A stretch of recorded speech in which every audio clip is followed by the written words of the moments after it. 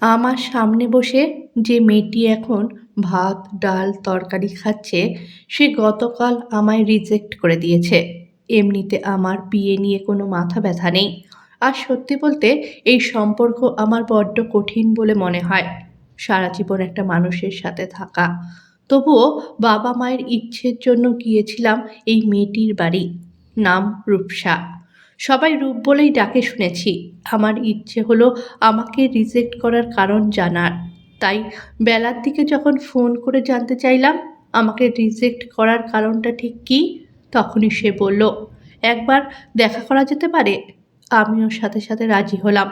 আসলে গতকালের ঘটনাগুলো আমার ভীষণ ইগোতে লেগেছে। আমি গাড়ি পাঠাতে চেয়েছিলাম। রূপসা বলল সে নিজেই আসবে। আমি একটা বড় রেস্টুরেন্ট ঠিকানায় আসতে বললাম, কিন্তু সে একটা সস্তার হোটেলে আমায় দেখা করতে বলল। তাও আগে থেকেই রূপ বলে রেখেছিল খাওয়ার বিল দুজনে ভাগ করে দেবে।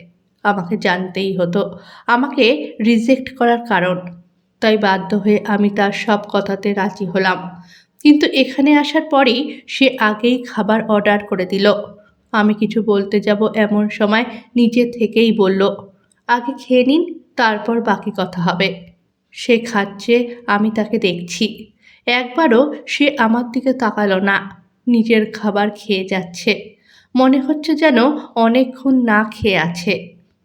আমি পারিজাত চ্যাটার্জি, এই শহরের একজন নামকরা বিজনেসম্যান। তবে আজ যে পজিশনে আছি সেই রাস্তাটা এতটাও সহজ ছিল না।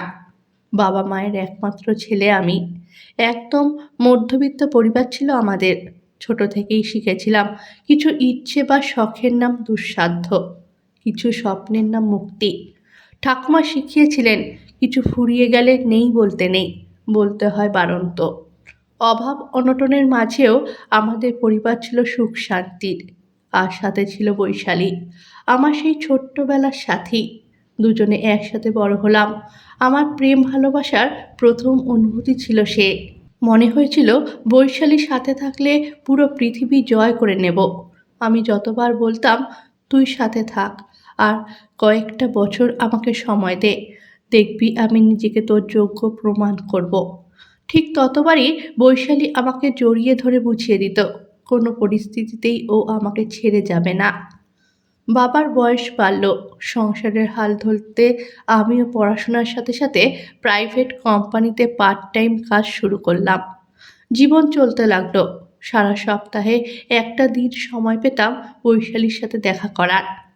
সেই সময়টার অপেক্ষা করতে করতে আমার ব্যস্ততার দিনগুলো কেটে যেত। এইভাবেই আমার জীবন চলছিল। তারপর এলো 14ই ফেব্রুয়ারি, ভালোবাসার দিন। অথচ সেই দিনটা আমার অভিশপ্ত দিন হয়ে যাবে ভাবিনি। বৈশালীকে বলেছিলাম দেখা করা যাবে না, কাজ আছে। বৈশালীও লক্ষ্মীর মেয়ের মতন বলেছিল, আগে কাজ তারপর আমি, ছেড়ে কোথাও যাচ্ছি না, আমাদের পরে দেখা হবে। অথচ আমি তখন বৈশালীকে সারপ্রাইজ দেওয়ার জন্য রেডি হচ্ছিলাম। এই কয়েক মাস ফুচকা, মোমো, গোলাপ, চকলেট ছাড়া কিছুই দিতে পারিনি। তাই একটু একটু করে টাকা জমিয়ে ওর জন্য একটা আংটি কিনলাম। একই সাথে একটা বড় রেস্টুরেন্টে সিট বুক করে রাখলাম। তরতাজা গোলাপ ফুলের বুকেট নিয়ে বাইকে করে তার বাড়ির সামনে এসে দাঁড়ালাম। কল করলাম, বহুবার রিং হয়ে গেল, রিসিভ করলো না বৈশালী। ভাবলাম বোধহয় ব্যস্ত। কলিং বেল বাজালাম। তখন আমার বুকে একটা যেন ড্রাম বাজছে আনন্দে। বৈশালী আমাকে হঠাৎ এইভাবে দেখলে কি করবে? অবাক হবে, নাকি আনন্দে জড়িয়ে ধরবে, নাকি অভিমানের সুরে বলবে, এই তোর সময় হলো? আমি আগে থেকেই জানতাম আজ ওর বাবা মা বাড়িতে নেই, তাই কোনো সমস্যা হবে না ওকে নিয়ে বেড়াতে। কিন্তু বহুবার কলিং বেল বাজালেও কেউ দরজা খুলল না। বৈশালী নিচের একটা রুমে থাকে, সেই রুমের জানালার কাছে গেলাম আমি। হয়তো সেদিন না গেলেই ভালো হতো। জানালার পর্দাটা একটু সরাতেই দেখলাম বৈশালী আমারই এক বড়লোক বন্ধুর সাথে অন্তরঙ্গ মুহূর্তে। হঠাৎ চোখ পড়ে গেল আমার দিকে। ও যেন চমকে উঠল আমাকে দেখে। ফুলের বুকেটটা হাত থেকে পড়ে গেল। আমি যেন পুরো স্তব্ধ হয়ে গেলাম। মনে হলো পায়ের থেকে মাটি সরে গেল। কি ব্যাপার, আপনি খাচ্ছেন না কেন? নাকি এখানে খাবার আপনার মুখে রুচবে না? কিন্তু একটু খেয়ে দেখুন, অসম্ভব ভালো খাবারগুলো, একদম বাড়ির রান্নার মতো।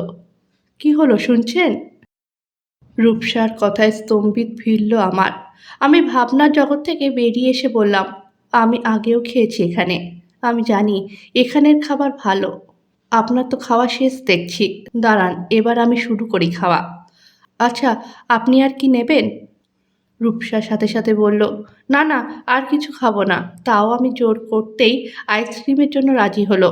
ও আইসক্রিম খাচ্ছে আর আমি খাওয়া শুরু করলাম। সেদিন ওই মুহূর্তে আমার সব স্বপ্ন, ভালোবাসা, বিশ্বাস তছনছ হয়ে গিয়েছিল। আমার আর বৈশালীর জন্য যে রেস্টুরেন্টে সিট বুক করেছিলাম সেখানে একাই গেলাম। খাবার অর্ডার দিলাম, কিন্তু গলা থেকে নামলো না। মা বলে খেতে খেতে চোখে জল আনতে নেই। আমিও অনেক চেষ্টা করলাম, কিন্তু আমি ভিতর থেকে পুরো শেষ হয়ে গিয়েছিলাম।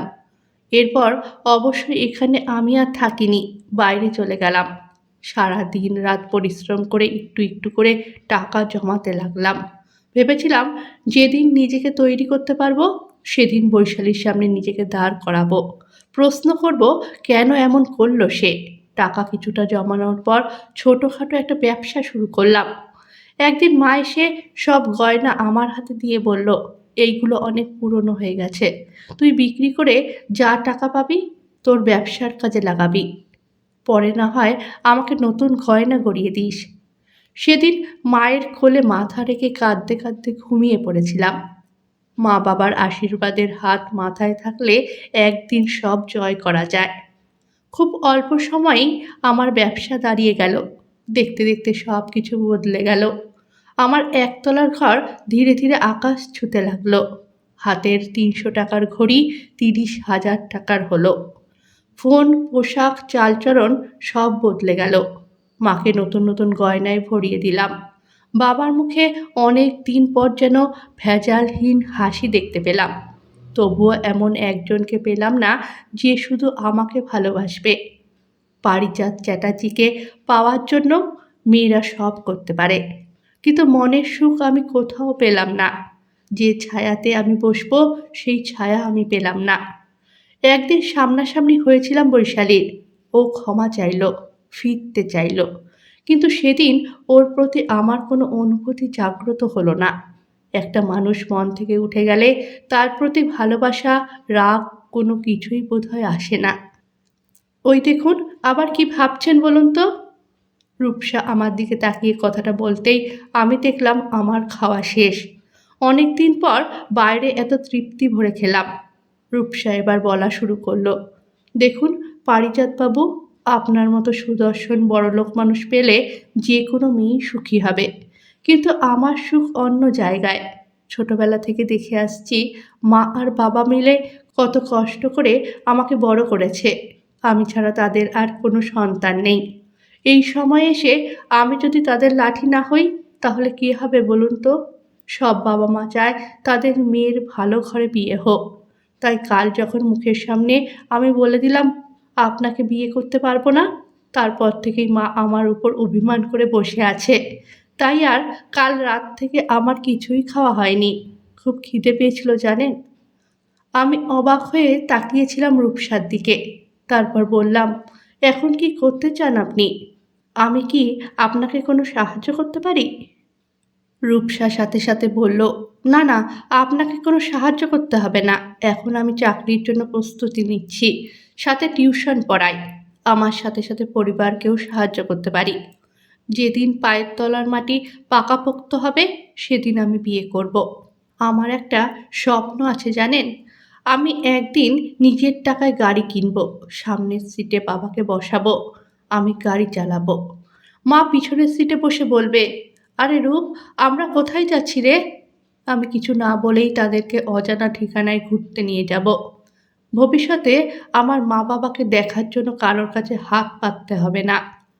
জানেন, আমার ভীষণ ভালো লাগে যেসব গৃহবধূ বাড়ির কাজের পাশাপাশি সেলাই শিখে, টিউশনি পড়িয়ে কিংবা ছোটোখাটো কাজের মাধ্যমে উপার্জন করে নিজের ছোট ছোট শখ পূরণ করে। তাদের প্রতি অনেক শ্রদ্ধা আসে আমার। ওই দেখুন, আপনার মতো ব্যস্ত মানুষের আমি কতটা সময় নিয়ে নিলাম। আমাকে ক্ষমা করবেন কালকের জন্য। আশা করি আপনাকে বোঝাতে পারলাম আমি কাল কেন বিয়েতে না করেছি। রূপসা উঠে দাঁড়ালো। আমার মন তখনও চাইছে ও আরও একটু বসুক আমার চোখের সামনে। আমাকে ভুল প্রমাণিত করেছে ও। সব মেয়ে সমান হয় না। আজ ওর প্রতি সম্মান আর শ্রদ্ধাতে আমার মাথা নত হয়ে আসছে। কোনো রকমে নিজেকে সামলে রূপসার দিকে তাকিয়ে বললাম, আপনি চাকরি পেয়ে গেলে এই বিজনেসম্যানকে মনে রাখবেন? আমি যদি অপেক্ষা করি আপনি ফিরবেন? আপনার পথের সাথে আমাকে করবেন? রূপসা চুপ করে আছে। আমার মন বারবার বলছে আমাকে ফিরিয়ে দেবেন না রূপসা। এই প্রথম আমি একটা মায়ের মতো ছায়া পেয়েছি। আমি জানি আপনি পারেন আমাকে সবটুকু দিয়ে আগলে নিতে। রূপসা মুখ নামিয়ে বলল, পারবেন অপেক্ষা করতে? এই অপেক্ষা দীর্ঘও হতে পারে। আমি রূপসার চোখের দিকে তাকিয়ে এক ভরসা পেলাম।